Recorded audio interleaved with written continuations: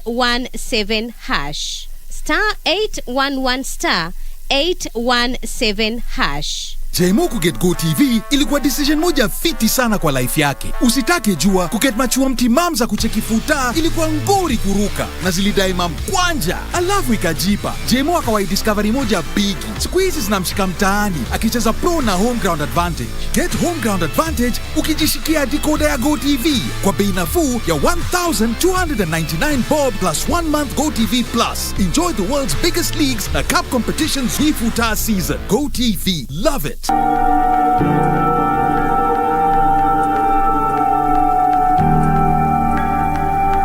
Wewe mwenyewe unaendelea kuzeeka na time is not waiting for you. I can give you time. Do we even have time? Do you see a future with us together? I have never been so sure about this. Here you go, what you asked for. And zile documents ukipatia dad ni za nini? None of your business. Number one, we need to be ahead of these people. Number two, we need to know Joy's next of kin. Are you still willing to work with me? Honest answer?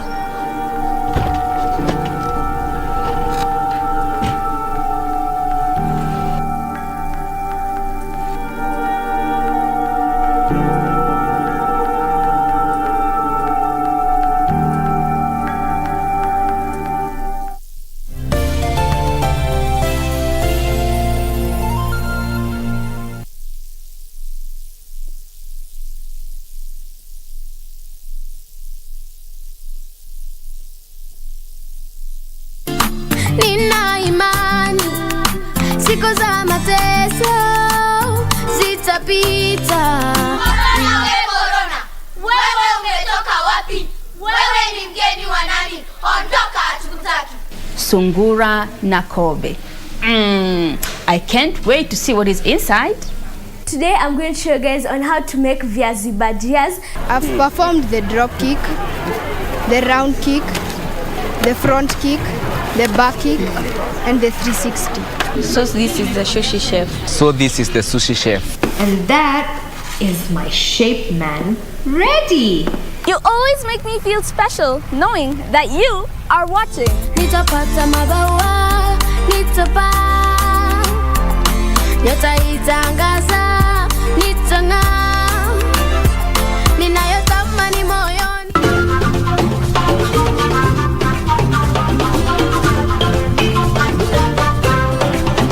Wiki hii kwenye Mkulima tutakuza strawberries na tujifunze mbinu mpya kupanda mimea kwenye kijisehemu kidogo. Tumemaliza. Sasa tuko kwa the second level na the difference now ni 3 inches. So it sasa the first terrace tumetengeneza na terrace one 3 inches na hapo ndio sasa tutapandia mimea baada ya kufanya installation. Ungana nasi Jumapili saa 9:30 hapa KBC Channel 1.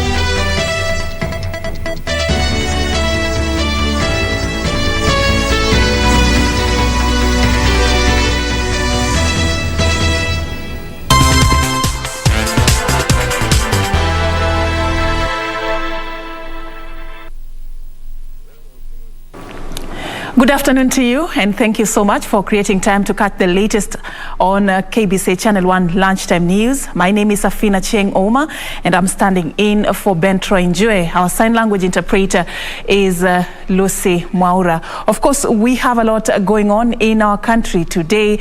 We're just going to be crossing over straight to the Good Shepherd Church in Ngong Road. Today there was the Requiem Mass of the late Senator Victor Pregay. Let's just cross over there and listen into what is happening.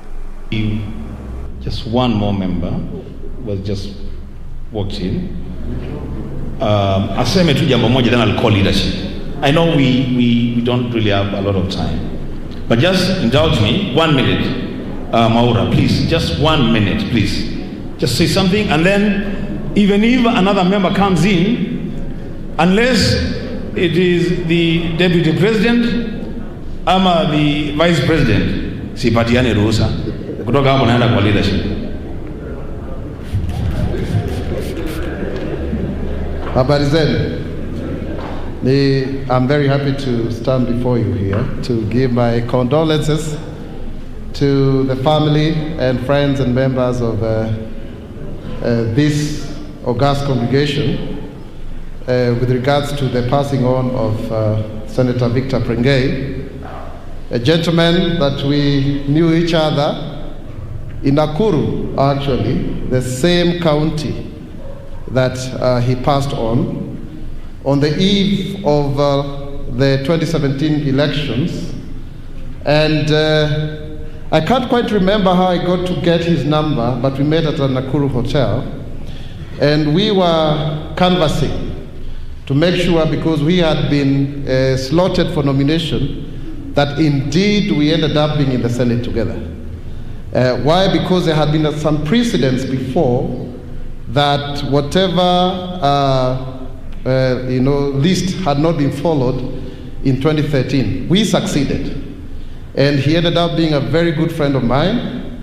I remember some times back when I had issues with the Trump administration because of profiling, Secret Service in New York. He was very supportive because of the way in which that matter was handled, and he actually mobilized some people who he used to work with on the issues of marginalized people to give international voice to whatever had happened to me at that point in time in 2019. But I also, as fate would have it, Senator Victor Prengei, CTNA, we were expelled together by the Jubilee Party.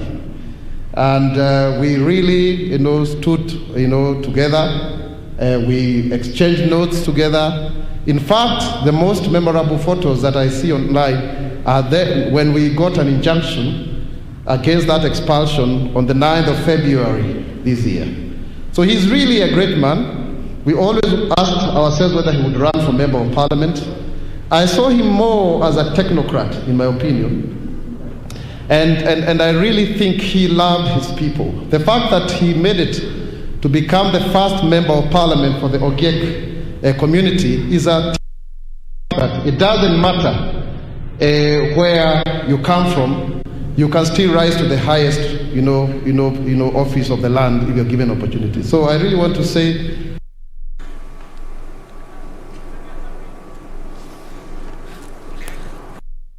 former Senator Isaac Mwaura there eulogizing the late Senator Victor Prengei, who died on a tragic road accident on the Monday of the 16th of August, the year 2021. He's going to be remembered as someone who made history, having become the first legislator from the minority Ogiek community. Of course, a youthful leader who died at only 37 years. He will be remembered for the role he has played in moving forward the youth agenda in this particular country. Beatrice Gatonye will be giving us more details about this requiem mass and preparations for his burial in our subsequent news bulletins.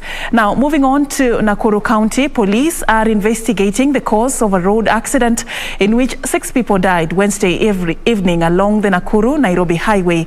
The accident that involved a North Rift shuttle and a lorry occurred near Shiner's Boys School in Baruk area. Nakuru East Sub-County Police Commander Elena Kabukuru said the accident involved a 14-seater matatu and a lorry. The accident involved a 14-seater matatu belonging to the North Rift Circle and a lorry at the Baruk area. Nakuru East Sub-County Police Commander Elena Kabukuru said the accident occurred on Wednesday at around 6:45 p.m. with the matatu driver dying on the spot. The police boss explained that the matatu was heading towards Nairobi when they collided head-on. Nakuru County Police Commander Beatrice Kiraguri said that preliminary investigations indicated that the lorry was overtaking another vehicle when the accident occurred. Kiraguri cautioned motorists against overspeeding to curb further carnage. Nancy Okware, Lunchtime News. Now to the coastal region. Coastal Regional Commissioner John Elungata has directed chiefs and their assistants to identify students who have been unable to report to secondary school and assist them get enrollment. Elungata says that chiefs should play a critical role in helping the Ministry of Education to achieve their 100% transition policy. Speaking during a stakeholders forum, Elungata said local administrators should stand firm on the issue of education, noting that children have a right to basic education regardless of their economic background. Uniform, wacha aje alivyo. Akifika hapa atashughulikiwa na mwalimu. Na kama kuna tatizo tuambiwe. Mheshimiwa ambiwe na atatuambia pia tushirikiane huyo mtoto aweze kuingia darasani. So Elungata directed grassroots administrators to ensure that all Form 1 students have reported to school by mid-October. Percentage bado iko 36%. Wote wao wamefika shuleni by the Elungata says the government is doing everything to provide the necessary infrastructure that will help learners acquire basic education, and further ask parents to make sure that their children report to school even if they lack school uniform. Meanwhile, parents at Sigalame High School in Busia County now want the school principal, bazaar and caterers transferred following a spate of dormitory fires in the school. The angry parents say wrangles within the school management is to blame for the blazes which have gutted down 3 dormitories in less than a month. Have a look. The recent incidences of fire at Sigalame High School has been met with concern, with parents and stakeholders alleging foul play. Ni wakati wa corona na mnajua kwamba kalenda ya shule pia imeteremshwa chini, masiku zimefupishwa, kumaanisha kwamba sasa kunafaa kuwa na concentration katika shule, watoto wasome, na mambo haya tunaona Sigalame si mambo mazuri.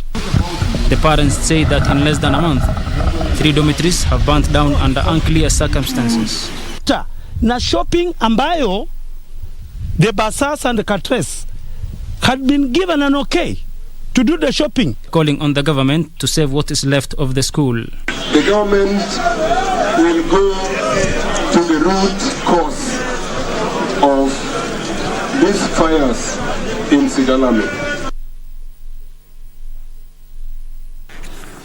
All right, from Busia to Kisii County, where the Non-Communicable Diseases Association is raising a red flag over the prevalence of non-communicable diseases within the county. The association secretary, Nancy Bosibori, says there is need to address the root causes of such diseases and provide affordable medical care to patients.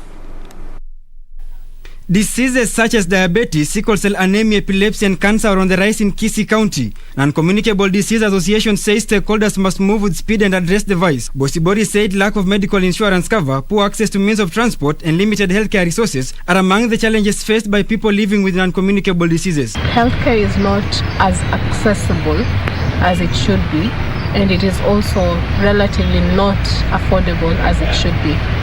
Accessibility in this sense that it's not everybody who can be able to access the type of treatment and healthcare that is specific for their non-communicable diseases. The association's chairman Frederick Nyabando said ambiguity in different medical insurance company is doing little to change the situation. As much as we are all being channeled into joining NHIF, the truth be told, it only covers bed charges.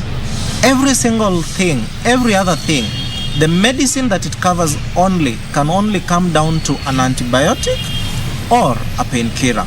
So if you are not in that category of either you are suffering from a bacterial issue and you don't have any pain, so it means you will be directed to go out and buy your medication. For Lunchtime News, I am Frederick Parsayo. Now some good news from Isiolo County. Victims of the Sunday night house demolitions in Mwangaza area of Isiolo have received a food aid and construction material from the Kenya Red Cross to help them rebuild their lives. The locals had declined the aid, arguing that they wanted a permanent solution to the land ownership problem, as well as unconditional release of 6 young men who were arrested during the Sunday protest. Jacqueline Masharia with that report. Yolo County Government's Chief Officer in charge of Special Programs, Abdia Dabaso, delivered the construction materials to the 42 households after spending nights in the cold. Tumetoka ofisi ya County Government, nimeleta chakula kidogo, mabati, mbao na msubari. Kwa wale watu ambaye identify, watu 42 households. Hiyo watu 42 households tumesema tunawapatia hawa at least kitu ya kusema pole. Isiolo County Commissioner Geoffrey Omoding has warned the affected families against rebuilding their houses in the same area. Wao wasiendelee kujenga pale. Wakikuwa kama issues haijakuwa sorted out, waende kotini. Koti itasikiza, itatoa direction. Hiyo tu, lakini kusema kifua kwa sababu sheria ni kusaidia kila mtu, yule mnyonge na yule pia hapo nayo. Omoding further called upon politicians to desist from politicizing the matter and instead abide by the rule of law. We should not feed into the propaganda na kusaidia siasa, wanasiasa kupata mileage hapo. Ni siasa tu, hii ni wakati ya siasa hapo. Watatumia hiyo nafasi. Any incident wanakimbia huko. Unafikiria mtu anapiga crying kabisa ati mko na yeye, kumbe ni kura yako tu ndio mtu anaangalia. A section of Mwangaza area residents had blocked the county government and Red Cross from distributing the aid, arguing that they wanted a permanent solution to the land ownership problem. Victims are embroiled in a legal tussle with a private developer who claims ownership of the piece of land. Jacqueline Masharia for Lunchtime News. The county government of Mandera has partnered with IGAD and the European Union to develop and implement a 3-day COVID-19 training program for 40 frontline healthcare workers in the county. The training aims to rapidly scale up response efforts in high-risk parts of the county. Mandera County has seen a spike in COVID-19 cases in the recent months. County Health Director Abdul Maalim. The training aims at teaching trainees on core competencies, including case management, waste management, and infection prevention and control, among other areas. We'll be able to train on all aspects of COVID protocols in terms of case management, in terms of waste management, both liquid and the other one. And waste management of COVID is very crucial. So that is also one thing they are going to be trained. The county health director revealed that out of the 297 positive cases reported in the county, Mandera East Sub-County accounts for 217 of them. We also have majority of the cases of 297 cases which have been confirmed positive in Mandera County. 217 of them come from Mandera East again. This tells you again there's a need, to do this training for the frontline health workers in Mandera East. Maalim added that the spike in those cases could be partly attributed to the sub-county's proximity to the borders between Somalia and Ethiopia. Remember, Mandera East is the border town between Somalia and Ethiopia. For Lunchtime News, my name is Yusuf Hilo. Now, still some unfortunate news from Kericho County. A family in Keongo, Ainamoi sub-county of Kericho County is demanding justice following the mysterious death of their kin. The body of Gabriel Kiprotich, a final year student at Dedan Kimathi University in Nyeri County, was found dumped near the university with stab wounds on his thigh. His mother, Lucy Chepkemoi, is calling for speedy investigations to track her son's killers. Keongo village in Ainamoi sub-county of Kericho County.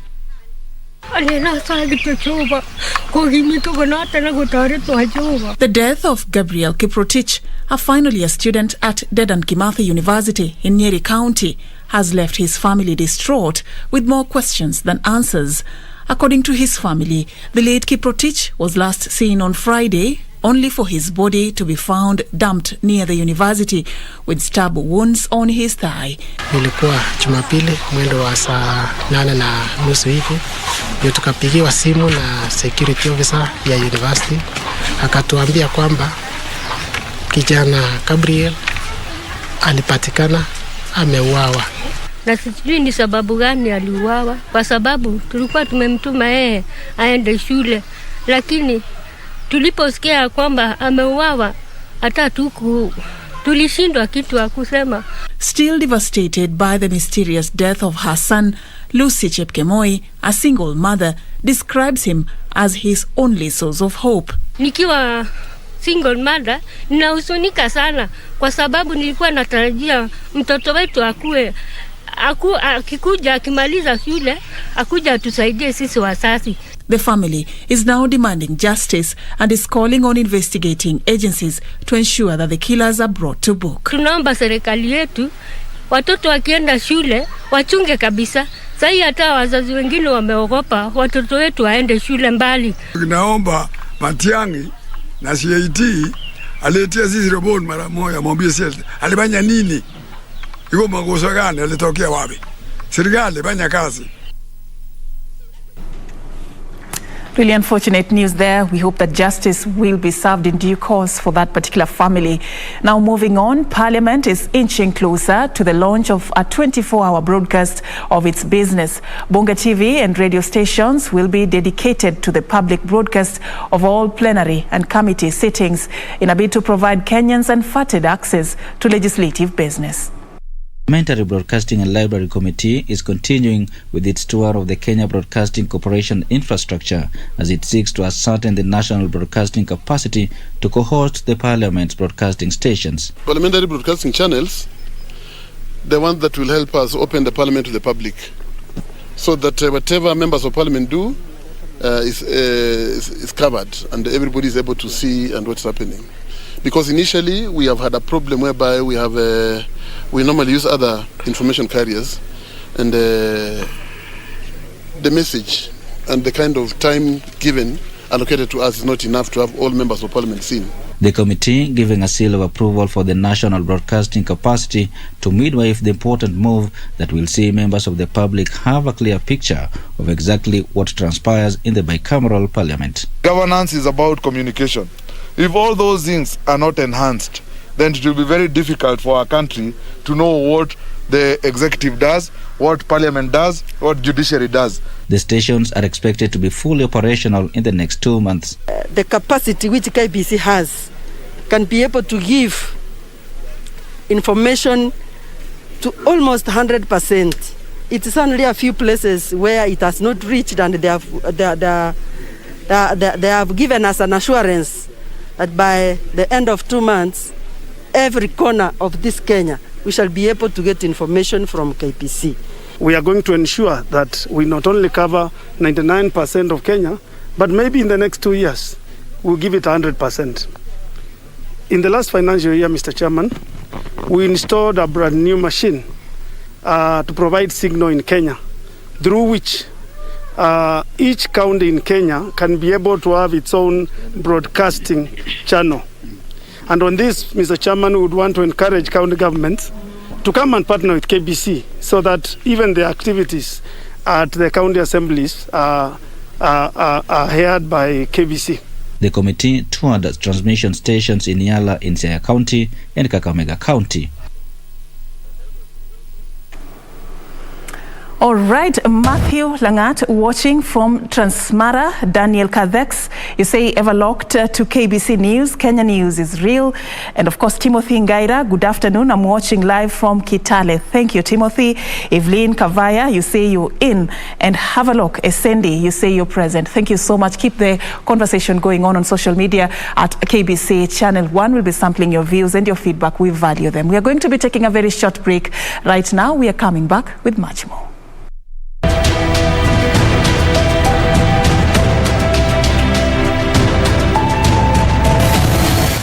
The only people who don't want privatization, of course, are the future shifters, because they have said that they have been demanding, the people themselves, the leaders in the area, the members of parliament, resolutions, and we cannot, overlook their feelings and what they want to be done.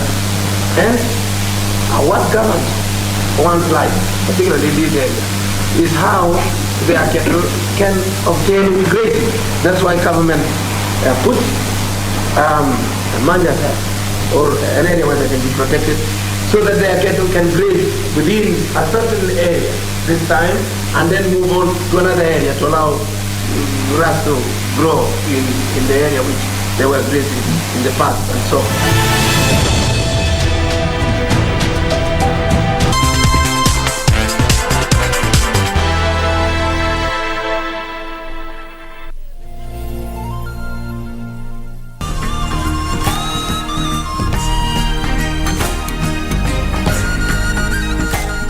Talking about animals, look, I heard a buffalo. This week on Zurura, hii kazi mimi leo ninafanya. We take you on a journey from farm to shop. Rock climbing. My toes feel like sardines. We'll also get your adrenaline pumping with a rigorous activity. You can get lost here easily, yeah? You get to find out what conservancies actually do. Expand my mind. And yes, that's all coming right up on Zurura. Find your adventure.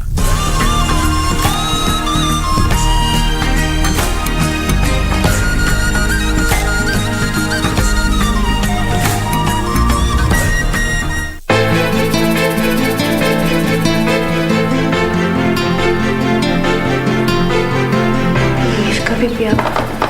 Na hapa ni kwa nani? Hapa ni kwangu. Tumejuana jana tu. Sasa inakuwaje leo una nguo ambazo zinatosha mimi? Si ndio nyinyi mlionishauri mimi nioe? Si ndio nyinyi mlioniambia kwa nyumba baba anataka mama mwingine? Sio nyinyi. Tulikuwa tufanye nini baba? Tulikuwa tufanyeje? Baba hasikizi mtu yoyote, hataki kushauriwa na jambo lolote. Nikuulize, bado yuko wapi? Kaburi la mamangu liko wapi? Nataka kupongeza tu kwa kazi yako nzuri. Yaani sijui huyu Maya ulimwambia maneno gani wala sitaki kujua.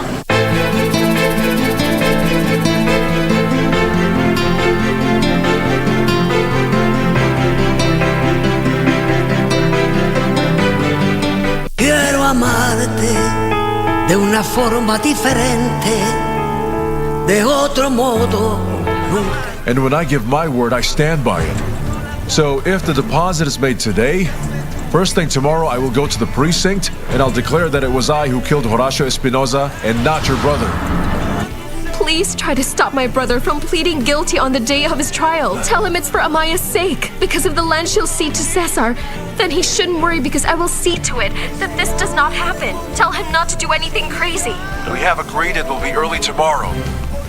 I have to talk to my family and inform them about it. I officially plead guilty to the murder of Mr. Horacio Espinosa. Quiero amarte de una forma diferente, de otro modo, nunca igual al de otra gente.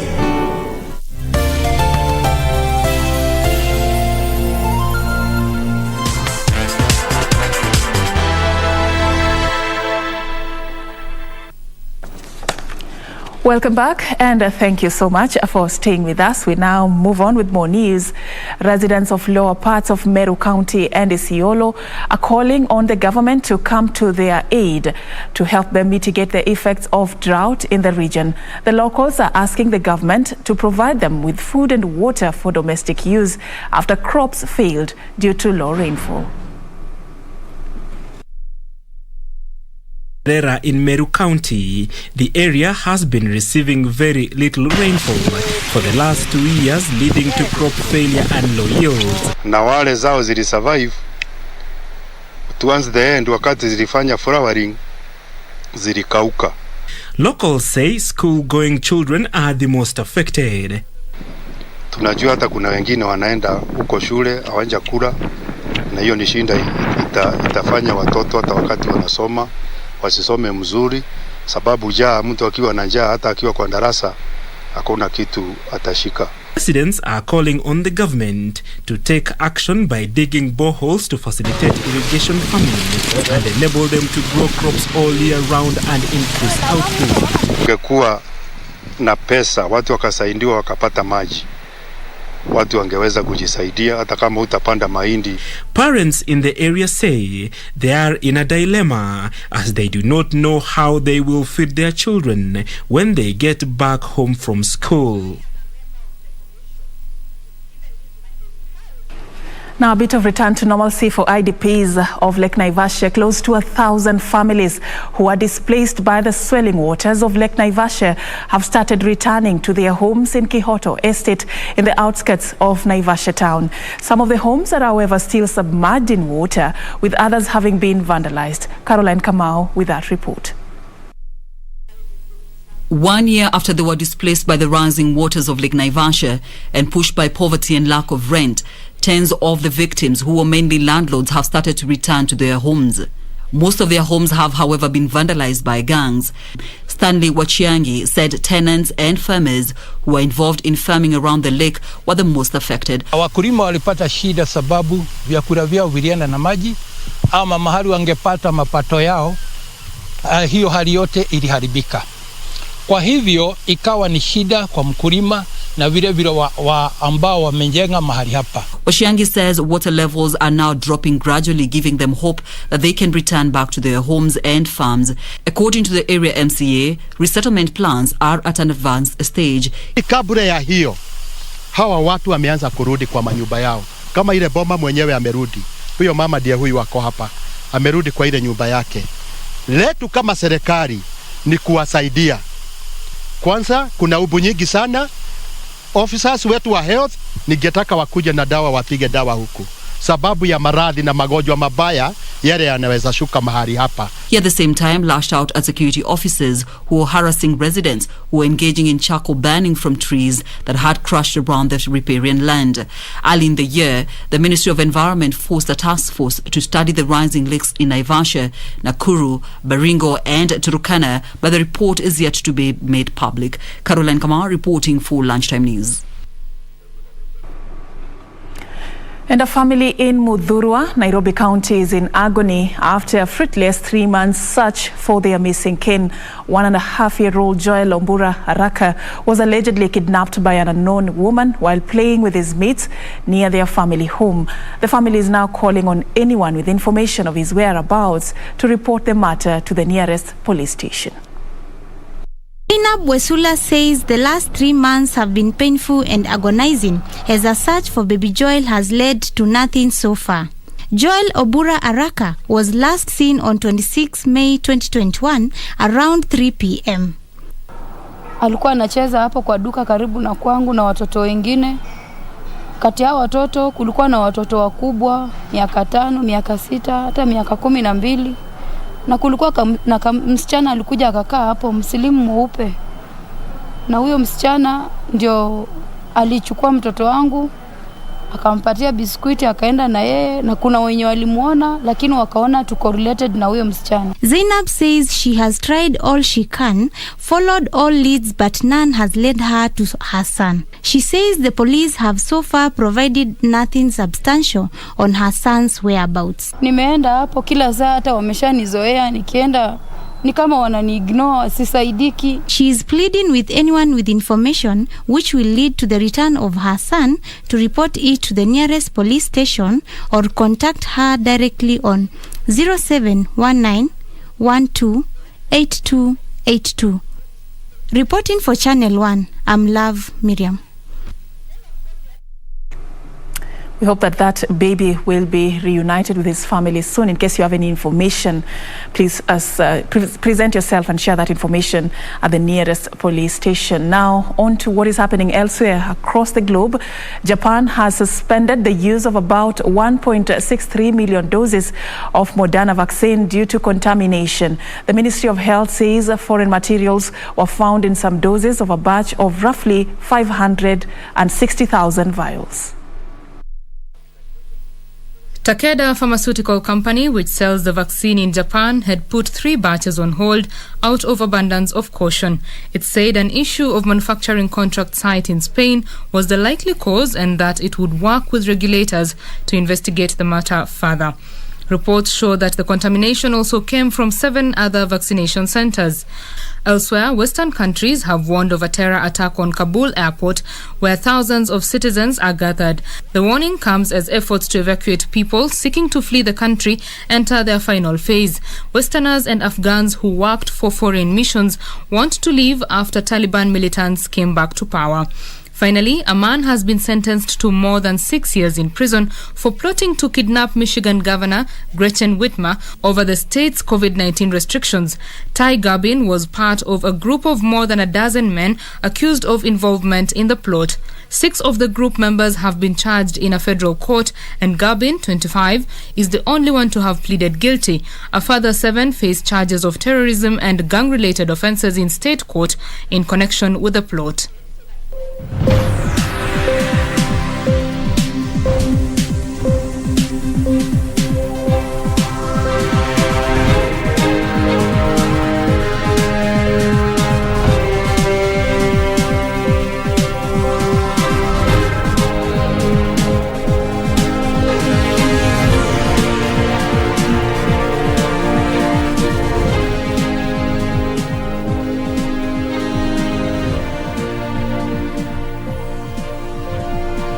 Its economy and build up foreign exchange reserves will get a boost from a $334 million allocation from the International Monetary Fund. The disbursement is part of a global $650 billion IMF allocation of special drawing rights, which states receive in proportion with their existing quota shareholding. Here are the details of this and other stories from across the continent. Additional $334 million allocation by the IMF and the improving oil revenue will subsequently boost South Sudan's foreign exchange reserves. South Sudan's economy is reeling from the effects of a year-long conflict and endemic corruption. The country ranks 179 out of 180 in Transparency International's Corruption Perception Index. Last year, the double blow of the pandemic and plunging oil prices hit the economy particularly hard. The IMF funds should also mitigate the effects of the pandemic, address shortcomings in the balance of payment, and safeguard reforms to the foreign exchange market. Meanwhile, Africa's largest retailer, Shoprite Holdings, has announced plans to discontinue operations in Uganda and Madagascar, adding to its growing list of departures from African countries. The news of its exits comes after announcing an 8.1% increase in total merchandise sales from continuing operations to 168 billion rand for the last quarter. The retailer, which currently operates 10 stores in Madagascar and 5 stores in Uganda, also forecasts a 25.3% rise in annual basic headline earnings per share from continuing operations. Shoprite has been reviewing its long-term ventures across Africa over the past year as currency devaluations, low commodity prices, and high inflation have impacted disposable household incomes negatively. Finally, East Africa's tourism sector lost $4.8 billion and 2 million jobs in 2020, according to a report by the East African Business Council. Visitors in the region reduced by about 65%, while hotels registered average occupancy rates below 30%. It is estimated that $57.8 million is needed to implement the sector's recovery plan, with the 6-pillared strategy having several interventions each, which will be implemented within the immediate and short terms to ensure quick recovery of the sector in the region. Reporting for Lunchtime News, my name is Hibar Sarid. Now, America's third largest airline, Delta, is to impose a $200 monthly surcharge on employees who have not been vaccinated against the COVID-19. The airline says it will only pay sick pay to COVID-19 patients who have been double jabbed but still get infected. This and other stories from across the globe. Delta Airlines' move comes as U.S. carriers fight to restore confidence after a sharp fall in demand during the pandemic. The airline CEO says it would help stem the aggressive spread of coronavirus as infections rise across the U.S. It is the latest attempt by a big firm to cajole staff into getting jabbed. In a memo to staff, the airline CEO says Delta's surcharge will apply from November to staff enrolled in its healthcare insurance plan, meaning most of its 75,000 workers will be affected. He says from next month, unvaccinated Delta staff will also have to take weekly COVID tests and wear masks in all indoor Delta settings. Meanwhile, Barclays Bank PLC will invest more than 30 billion rupees in its India unit to expand operations. With the investment, Barclays Bank PLC, India's total invested capital in Asia's third largest economy, will increase to more than 83 billion rupees. Barclays says the investment will help grow its corporate and investment banking and private clients' businesses in the country, adding that as economic activity gathers momentum, there is increased demand for capital from clients. Barclays Bank PLC has inaugurated inaugurated its international banking unit branch at Gift City in the western state of Gujarat in February. Finally, South Korea has become the first major Asian economy to raise interest rates since the coronavirus pandemic began. The Bank of Korea increased its base rate of interest from a record low of 0.5% to 0.75%. The move is aimed at helping curb the country's household debt and home prices, which soared in recent months. Central banks around the world are trying to balance the impact of ongoing COVID-19 infections against economic risks such as high inflation. It is the first time the Bank of Korea has raised its main interest rate for almost 3 years. The decision comes as the central bank attempts to balance helping to support the country's economic recovery against the risk of surging debt and rising inflation.